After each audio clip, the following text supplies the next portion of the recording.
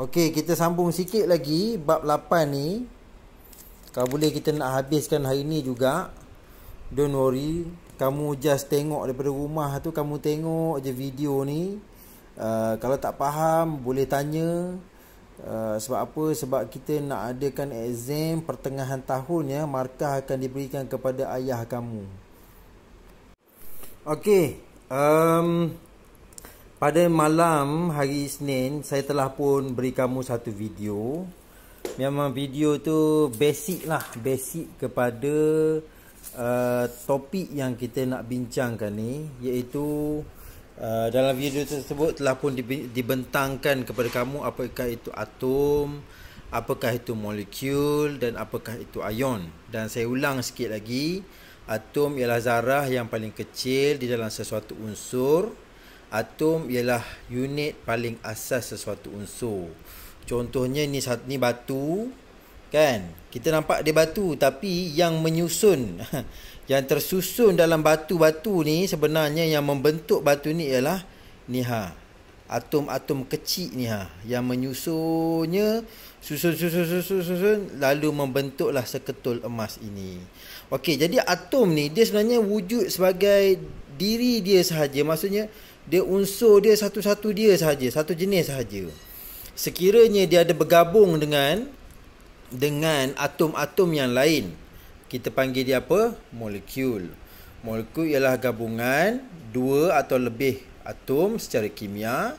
Molekul boleh terdiri daripada gabungan jenis atom yang sama ataupun berbeza. Jadi ada kalanya dia ni wujud dengan, dia tak wujud satu-satu, dia kena wujud sebagai dua-dua macam ni. Ni oksigen. Oksigen ni dia kena wujud sebagai dua. Dia tak boleh wujud satu oksigen, tak boleh. Memang kenapa? Memang itulah dia. Contohnya air pun dia tak boleh wujud sebagai air. Dia maksudnya dia tak akan wujud, sebab kita tak boleh panggil dia air kalau dia hanyalah oksigen sahaja. Air ni kenapa kita panggil dia H2O? H2O maksudnya dia ada atom hidrogen dengan atom oksigen. Dia kena bergabung, dua ni bergabung, maka jadilah dia sebagai air. Jadi sebab itulah kita panggil dia molekul air. Manakala ion pula ialah zarah-zarah yang bercas, sama ada positif atau negatif. Ion terbentuk apabila sesuatu atom menderma atau menerima elektron. So saya ulang balik.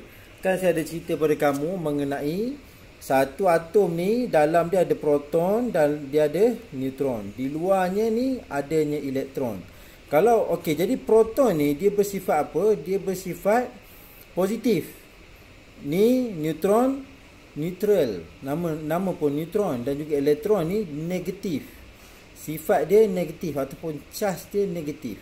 Jadi kalau dia terima, kalaulah sesuatu atom tu dia menerima elektron baru, maka dia akan jadi charge negatif.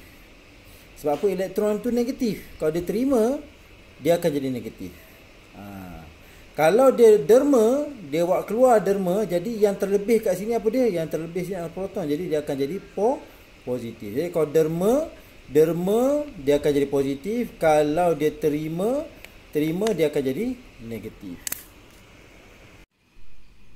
Okey, jadi perlu saya ingatkan sekali lagi ni bahan atom ni apa dia?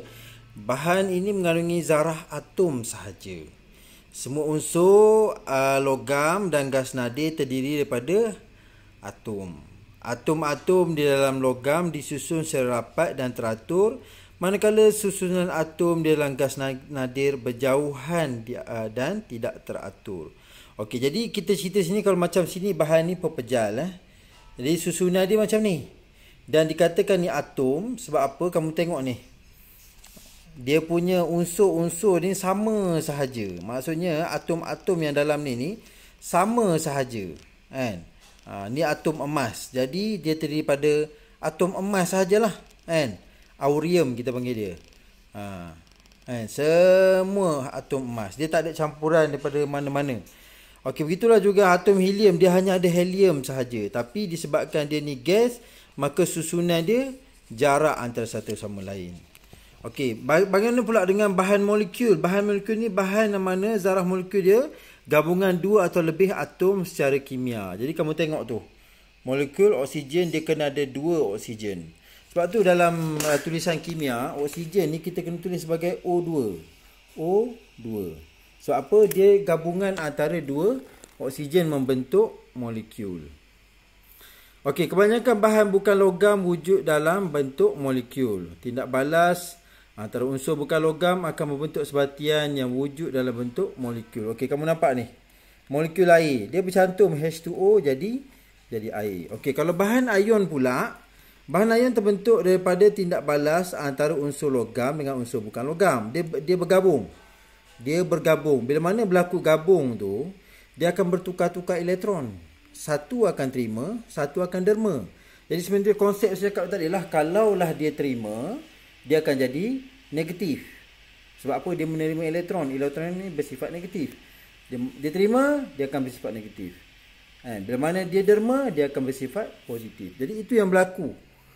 Contoh sini ion klorida, natrium klorida. Okey. Jadi kewujudan unsur dalam pelbagai bentuk. Okey, kalau kamu tengok sini ada unsur macam ferrum. Unsur ferrum wujud dalam bentuk atom pada kepala tukul, nampak? Ferrum ni apa? Besi lah. Ferrum ni nama kimia dia untuk besi. Okey, tukul karat dengan tukul tak berkarat. Kamu tengok kalau macam tukul ni, dia ada yang bertindak balas dengan air. Kepala tukul tu ada yang bertindak balas dengan air. Jadi bila mana dia bertindak balas dengan air, dia akan derma elektron. Dia derma elektron, menyebabkan dia jadi apa? Dia jadi positif. Dia jadi positif. Okey, kalau kamu tengok sini unsur hidrogen. Unsur hidrogen wujud dalam bentuk ion dalam jus limau. Kamu lihat hidrogen. Hidrogen ada dalam jus limau ni dan dia berbentuk ion. Sebab apa? Sebab dia bertindak balas dengan air. Unsur hidrogen wujud dalam bentuk molekul di dalam udara. Sebab dia macam apa, kalau hidrogen ni dia tak yang di udara ni dia tak melarut dalam air.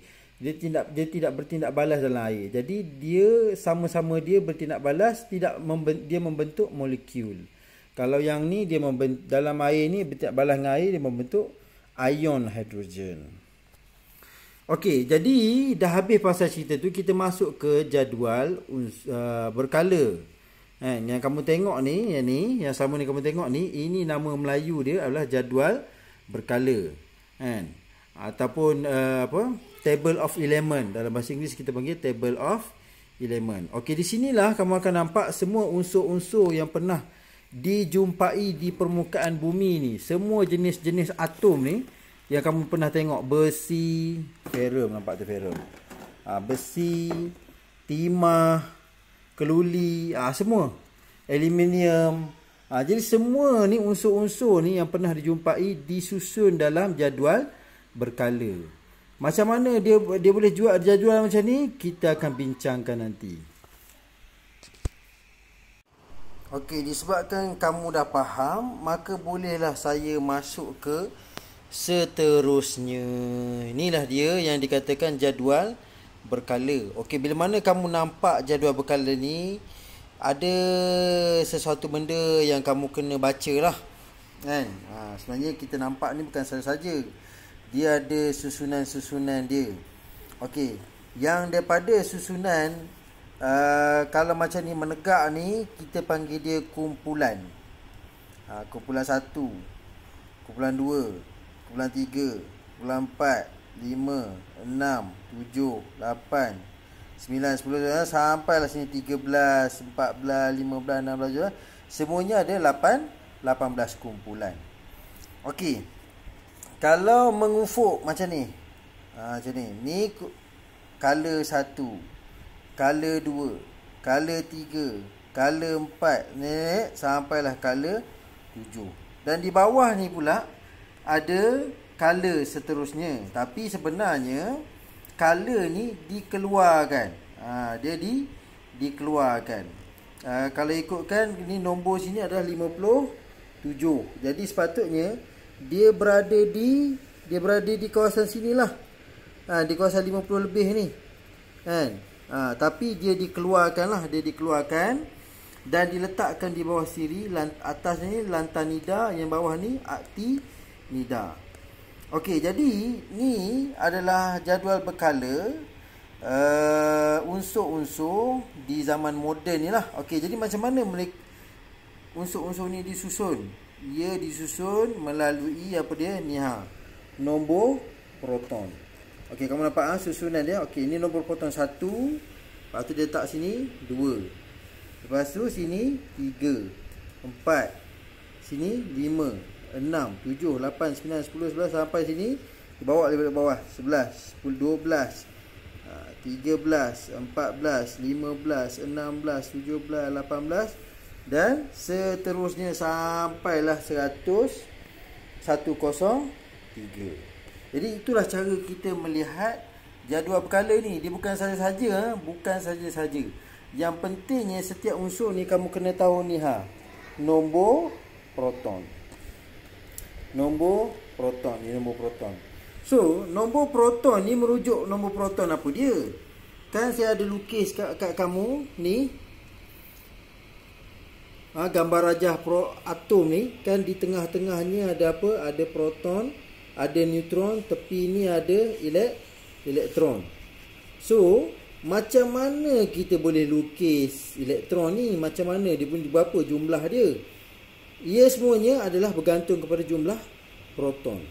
Jumlah proton ni, jumlah proton samalah juga dengan jumlah elektron. Kalaulah nombor proton sini 8, maka bilangan elektron yang kamu kena lukis kat sini ada dah juga 8. Sini 2 kamu dah lukis. Okey, petala pertama ni muat 2 je. Petala kedua ni dia akan muat 8. Okey, kamu dah lukis 2, 1, 2, 3, 4, 5, 6, 7, 8. Macam tu cara melukis dia. Berdasarkan nombor proton. Mana yang dapat nombor proton? Ni nombor proton. Ni yang atas ni. Okey. Saya harap kamu dapat faham situ. Okey, jadi apabila merentasi kala dari kiri ke kanan, ni dari sini ke sini. Dari sini ke sini, kiri ke kanan. Didapati sifat kimia dan fizik unsur berubah secara beransur-ansur. Kalau kamu daripada pergi sini ke sini, kamu akan dapati sifat kimia dia dan sifat fiziknya akan berubah. Apa yang berubah? Kamu akan dapati sifat logam akan berkurang dan sifat bukan logam akan meningkat. Okey, di sini adalah logam. Dia akan pergi sini, semua sini dah jadi gas. Di tengah-tengahnya apa dia? Dia adalah unsur-unsur peralihan. Daripada pepejal jadi cecair, cecair jadi gas. Okey, perubahan sifat oksida daripada oksida base kepada oksida asid. Di sini adalah sifat beralkali. Jadi sini, kebanyakan sini dah jadi asid. Kemudian, sifat kekonduksian arus elektrik semakin berkurangan. Jadi, dari sini, dia boleh konduksi elektrik. Sampai sini, dia dah memang tak bersifat boleh mengkonduksikan elektrik. Jadi, itu sifat-sifat general yang biasa berlaku. Bila mana kamu tengok satu jadual ni, kamu akan tahulah. Sini adalah logam, pergi ke sini, dah jadi gas ini. Tengah-tengah ni, dia antara-taranya itu cecair dan juga logam. Ataupun separa logam. Dalam jadual berkala unsur moden, unsur disusun mengikut tertib menaik. Nombor proton saya dah beritahu kepada kamu tadi. Dari kiri ke kanan. So, nombor proton ditakrifkan sebagai bilangan proton yang terdapat di dalam nukleus yang saya cerita kamu ni. Ni dia. Ni atom. Dalam ni proton dia. Dia proton ni dia sama dengan bilangan elektron. Jadi bila mana kamu nak melukis sesuatu atom ni, yang ni, dia based on bilangan proton yang kamu tengok tu. Okey. Jadi bila mana kamu nak melukis, belajar melukis ni dulu bila mana kamu belajar melukis ni, barulah kamu tahu macam mana dia boleh berubah menjadi negatif atau positif. Macam mana derma ataupun terima. Okey. Sekarang ni bila mana kamu tengok ni petala, ni adalah petala. Petala pertama, ni petala pertama. Tengah-tengah ni adalah nukleus. Lukiskan petala pertama dan kepala kedua dan petala ketiga. Okey. Jadi petala pertama ni dia hanya muat 2 elektron. Kenapa tanya saya? Sebabnya adalah petalanya adalah kecil. Jadi dia muat 2 elektron sahaja. Kamu tanya saya kenapa lagi? Ia bukan kamu punya level untuk saya terangkan. Okey, jadi kamu follow je, dia muat 2 sahaja. Untuk elektron-elektron seterusnya, kamu kena lukis pada petala yang kedua. Petala kedua ni muat 8 sahaja. Kalau kamu dah cukup tulis 8, maksudnya kamu dah masukkan 8, ada lagi, kamu kena masukkan ke petala yang ketiga. Okey, kita berlatih. Let's say kamu ambil ni apa dia? Kita ambil tinggi sikit lah. Okey, natrium. Jadi, saya akan tanya pada kamu, macam mana nak lukis atom natrium? Okey, caranya ialah kamu buat nukleus dulu. Buat petala pertama. Natrium tadi 11 kan, atas dia tulis, maksudnya dia ada proton 11. Dalam ni ada proton ni ada 11. Jadi elektron macam mana? Okey, proton ni jumlah dia samalah dengan jumlah elektron. Jadi nak lukis elektron pula. Okey, ni nukleus.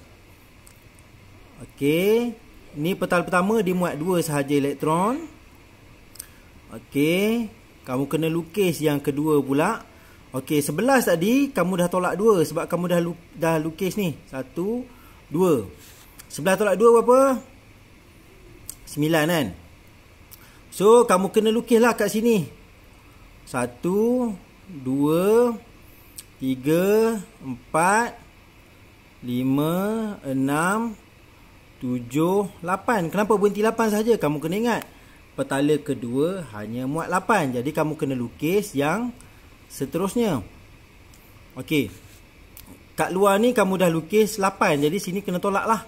Tolak 8. Tinggal lagi 1. Jadi kat luar yang petala akhir sekali ni, kita panggil petala valence ni, dia tinggal 1 lagi kan. So kamu lukislah sini 1. So di sini kamu tahulah bahawa petala akhirnya adalah ada 1. Okey, kita berlatih lukis yang lain pula.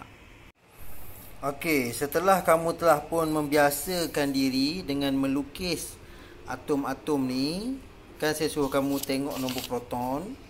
Okey, tengok nombor proton, lepas tu lukiskan. Tengok nombor proton dia, lepas tu lukiskan. Tengok nombor proton, lepas tu lukiskan. Kan? Bila mana kamu rajin melatih ni, maka kamu tahulah dan fahamlah macam mana sesuatu atom tu boleh membentuk ion positif ataupun ion negatif. Okey, saya baca sikit. Anda telah belajar tentang pembentukan ion positif negatif semasa tingkatan 3. Yang ni kamu tak belajar kan? Kamu tak ada tingkatan 3. Kebanyakan atom mempunyai susunan elektron yang tidak stabil. Maka atom-atom ini akan cenderung untuk membentuk susunan elektron yang stabil. Okey, jadi sebenarnya bila mana kalau kamu perasan, kamu lukis je sesuatu atom tu, kan? Maksudnya kalau macam kumpulan satu, atom-atom di bawah dia, kan? Ni kumpulan satu ni, kan? Dia punya petala valence, iaitu petala yang terakhir sekali, mesti akan terlebih 1. Kamu cubalah kamu buat yang lukis ni pula. Yang 3 ni, petala akhir dia akan jadi 1. Sama dengan natrium, petala terakhir dia akan jadi 1. Jadi sebenarnya kalau yang hujung-hujung dia, maksud petala di hujungnya hanya ada 1, ada 2, ada 3, ada 4, ada 7 sekalipun, dia tak dikira stabil, kan? Dia tak dikira stabil. Sebab sesuatu atom ni nak dikatakan stabil, petala valence dia tu, petala valence dia, iaitu yang paling luar sekali, yang ni, yang paling luar sekali mestilah ada 8. 1, 2, 3, 4, 5, 6, 7, 8. Barulah dia stabil. Selagi tak cukup 8, dia tak stabil. Okey, let's say lah di hujung dia ni, petala valence dia ni ada 1. Ada 1. Dia tak stabil. Jadi 1, kalau ada 1 nak pergi ke 8, dia tak stabil. Jadi apa dia buat? Daripada dia, disebabkan dia dah tinggal 1 je, baik lagi di derma. Kalau dia nak stabil, dia perlukan 7 lagi. Kena masuk sini 7 baru dia stabil, kan? Jadi bila dah tinggal satu, baik dia kata dia derma je. Jadi dia akan derma. Okey, bila mana dia derma sahaja, kan? Okey. Kalau kamu masih ingat lagi, kan proton kan? Proton dia akan sama dengan elektron jumlahnya. Kalau proton tu ada 7 contoh, maka elektron pun akan 7. Kalau proton tu ada 11, maka elektron pun akan ada 11, kan? Jadi proton ni dia bersifat positif, manakala elektron bersifat negatif. Okey, kamu bayangkan sekiranya sesuatu atom ni dia derma kan. Bila mana dia derma kan, maksudnya dia dah kurang satu elektron. Okey, bayangkan kamu tengok sini, dia ada 11. Jadi petala ujung dia ada 1. Bila mana dia buang 1 elektron, maka elektron dia akan hanya ada 10. Jadi kamu bayangkan, kamu tengok sini, antara charge positif dengan negatif, mana lagi banyak? Sudah tentulah akan jadi positif. Sebab positif ni banyak. Proton dia terlebih berbanding elektron. Elektron dia dah derma 1, tinggal 10. Jadi proton masih lagi 11 ada dalam nukleus ni. Jadi sebab itulah atom ni akan bersifat positif. Sebab apa? Dia dah dermakan 1 elektron. Jadi dia tak balance. Disebabkan dia derma je, maka dia akan jadi positif. Okay, science is logic. So macam mana logiknya boleh jadi negatif positif tu? Okay, kamu bayangkan kamu ada oksigen ni, tadi berapa oksigen? Oksigen ni dia ada 8. Nombor proton dia adalah 8. Maksudnya dia ada 8 proton dan juga 8 elektron. Sebab bilangan proton dengan elektron ni dia sama. Dalam satu atom, bilangan elektron dengan proton ni kena sama. Dia mesti sama. Okey, bila mana kamu melukiskan sesuatu atom untuk oksigen, ni bayangkan ni nukleus dia. Okey, ini dia punya petala pertama, 1, 2. Okey, 8 tolak 2, tinggal lagi 6. Maksudnya petala valence dia yang terakhir sekali sini adalah berapa? 1, 2, 3, 4, 5, 6. Okey, 6. Jadi 6 nak jadi ke 8. 6 nak jadi ke 8. Kira dah tak banyak dah. Oksigen ni hanya perlu terima 2 sahaja elektron. 2 sahaja elektron. Jadi apa dia buat? Dia akan terima. Dia akan terima 2 lagi elektron di sini.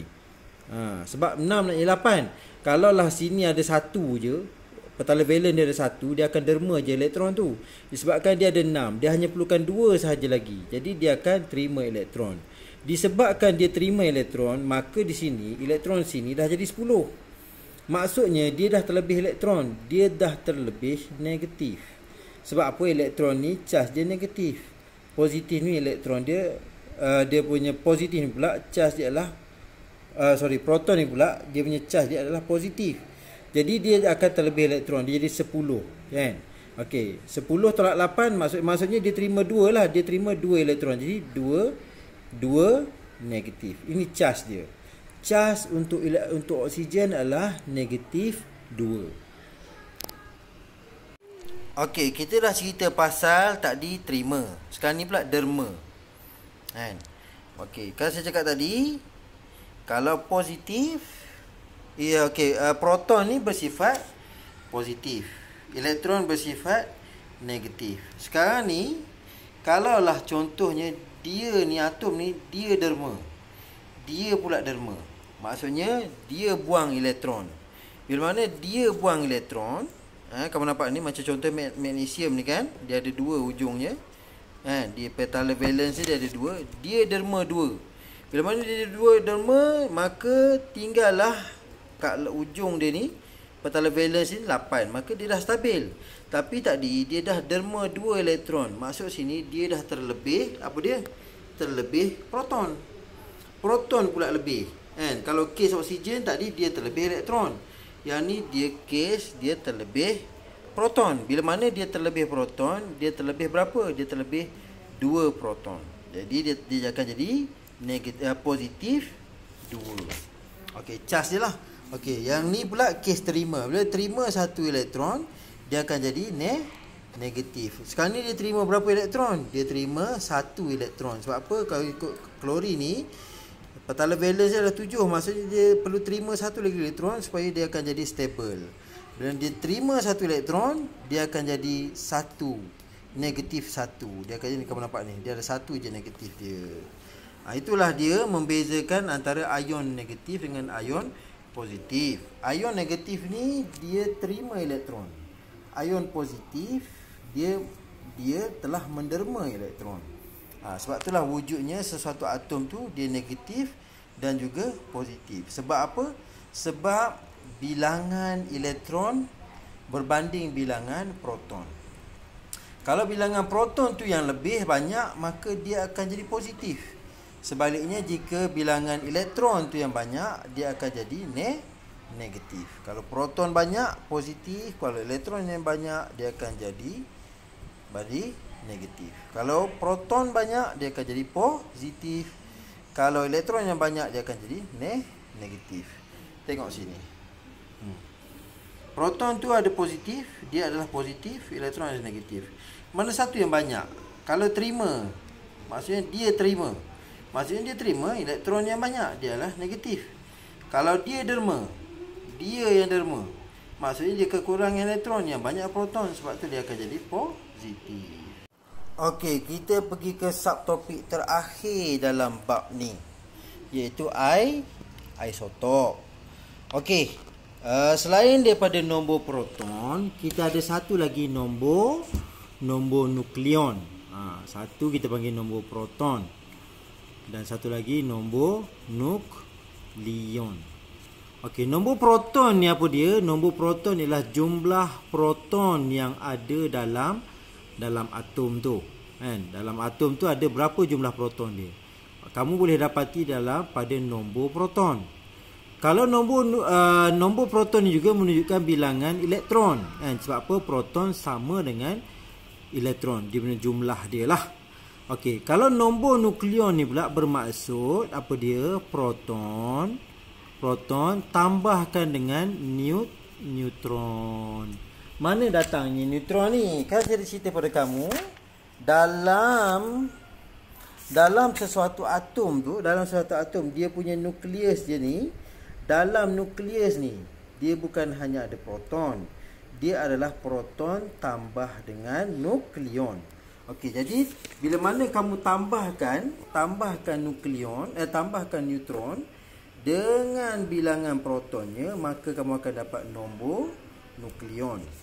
Okey, kat mana kamu nak tengok? Biasanya kamu akan dapat tengok dekat sini, gisim atom relatif. Yang bawah, kalau sini dia tunjuk kamu ni gisim atom relatif kan. Atas ni nombor proton. Okey, jadi yang bawah ni, yang bawah ni adalah nombor nukleon. Ni adalah nombor nukleon. Okey, nombor nukleon ni adalah hasil tambah proton tambah dengan neutron. Okey, jadi ada kalanya sesuatu atom tu nombor proton dia adalah apa? Sama. Proton dia sama. Bilangan proton dia adalah sama. Tapi bilangan neutron dia yang berbeza. Jadi ada sesuatu atom tu nombor proton dia sama. Contohnya ni hidrogen 1. Proton dia sama. Ni nombor proton dia sama. Hidrogen 2 pun bilangan proton dia sama. Hidrogen 3 proton dia sama, iaitu semuanya 1. Tapi apa yang berbezanya adalah ni, dia punya nombor neutron. Apa yang ada dalam nukleus ni, ada neutron tu berbeza dia dalam tiga-tiga ni. Yang pertama tu, hidrogen 1 tu, bilangan neutron dia kosong, dia tak ada neutron. Tapi untuk hidrogen 2 ni, bilangan neutron dia 1. Hidrogen 3, bilangan neutron dia ada 2. Jadi bila mana ini terjadi, maka dia mempunyai nombor proton yang sama, tapi nombor nukleon yang berbeza. Sebab apa? Kalau yang ni 1 tambah 0, 1. 1 tambah 1, 2. Jadi nombor nukleon dia dah 2. 1 tambah dengan 2, 3. Jadi nombor nukleon dia dah 3. Jadi sebab itulah dikatakan bahawa isotop ni apa dia? Isotop ni adalah atom yang mana bilangan protonnya adalah sama tetapi bilangan neutronnya yang berbeza. Bila mana ini terjadi, maka nombor nukleon mereka akan berbeza antara satu sama lain lah. Contoh lain ni karbon 12, karbon 13, 14, 6 sampai 14 lah kan. Kamu tengok nombor proton dia adalah sama, tapi yang berbeza adalah nombor neutron berbeza. Bila mana nombor ini terjadi, maka nombor nukleon dia juga akan berbeza. Ni tambah ni 13. Ni proton tambah neutron 14. Proton tambah neutron 16. Jadi disebabkan itulah nombor nukleon dia akan berbeza. Jadi sesuatu atom yang mana mempunyai nombor protonnya yang sama tapi nombor nukleonnya adalah berbeza, ialah kita anggap dia sebagai isotop. Dia adalah isotop. Okey. Isotop ni apa kegunaan dia? Okey, banyak kegunaan isotop lah dalam kehidupan seharian kita. Kita banyak menggunakan isotop. Contohnya adalah kat sini dia bagi kamu bidang perubatan. Contohnya bidang perubatan lah. Sinar gamma daripada kobalt 60. Kobalt 60 ni digunakan untuk membunuh kanser lah. Biasa orang buat guna radioterapi tu. Inilah dia guna kobalt 60 untuk membunuh sel kanser. Okey, kalau dalam teknologi makanan, sinar gamma menggunakan kobalt 60 ni untuk apa? Untuk membunuh mikroorganisma yang terdapat dalam sayur-sayuran. Kalau bidang pertanian pula, fosforus 32. Disuntik ke dalam akar tumbuhan untuk mengkaji penyerapan baja fosforus dalam tumbuhan. Jadi banyaklah kegunaan-kegunaan lain yang mana kamu kena carilah. Sebolehnya kamu cari dalam internet apakah kegunaan-kegunaan natrium 24, kobalt 60, iodin 131, fosforus 32. Cuba cari. Itulah tugasan kamu. Nanti saya nak tanya kamu lah. Okey, unsur dan bahan apa yang kita dah belajar. Pertama kita dah belajar asas jirim lah. Jenis zarah, atom, molekul, ion.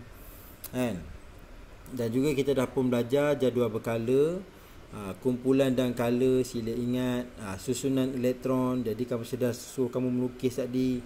Siapa yang tak lukis maka dia tak tahu. Sila tengok video saya satu persatu. Okey, pembentukan ion, macam mana boleh jadi ion positif, macam mana boleh jadi ion negatif. Dan juga isotop, yang mana saya kata tadi ialah bilangan proton yang sama, neutron yang berbeza.